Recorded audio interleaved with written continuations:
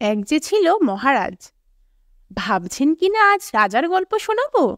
না না, রাজা নয়, এক মহারাজের কথা শোনাবো আজ। এই রাজার না আছে রাজত্ব, না আছে প্রজা। এ হলো কর্ণাটকের বেলাগাভির একটি পোষ্য কুকুর।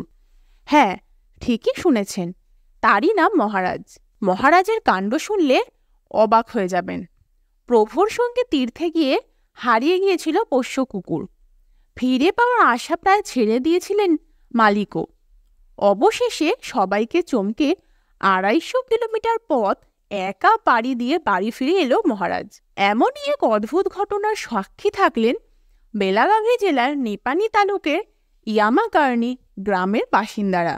তার মালিক কমলেশ কুম্ভর প্রতি বছর বন্ধুদের সঙ্গে আষাঢ় একাদশী এবং কার্তিকী একাদশী উপলক্ষে তীর্থ করতে ২৫০ কিলোমিটার হেঁটে মহারাষ্ট্রের পন্ধরপুরে যান। এবছরও গিয়েছিলেন। দীর্ঘ পদযাত্রায় এবার সঙ্গী হয়েছিল মহারাজও। সংবাদ সংস্থা পিটিআইকে দেওয়া এক সাক্ষাৎকারে কমলেশ বলেন, মহারাজ ভজন শুনতে পছন্দ করেন, প্রায়ই আমার সঙ্গে ভজন শুনতে যেত। আমি আমার বন্ধুদের নিয়ে ভজন করতে করতে মহারাষ্ট্রের পন্ধরপুরের উদ্দেশ্যে যাত্রা শুরু করি।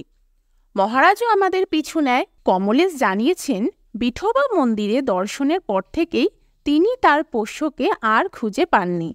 অনেক চেষ্টার পরেও মহারাজের খোঁজ না পেয়ে ভারাক্রান্ত মনে বাড়ি ফিরে আসেন কমলেশ। তার কথায়, আমি তাকে সর্বত্র খুঁজেছিলাম কিন্তু পাইনি। আমি ভেবেছিলাম যে ও হয়তো অন্য কারোর সঙ্গে চলে গিয়েছে।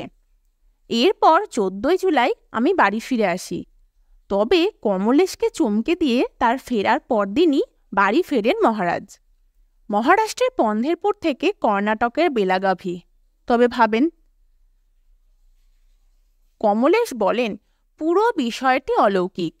কিভাবে কুকুর রাস্তা খুঁজে এতটা পথ পেরিয়ে বাড়ি ফিরল তা ভেবে অবাক হচ্ছি। আমরা মনে করি ভগবানই ওকে পথ দেখিয়েছিলেন।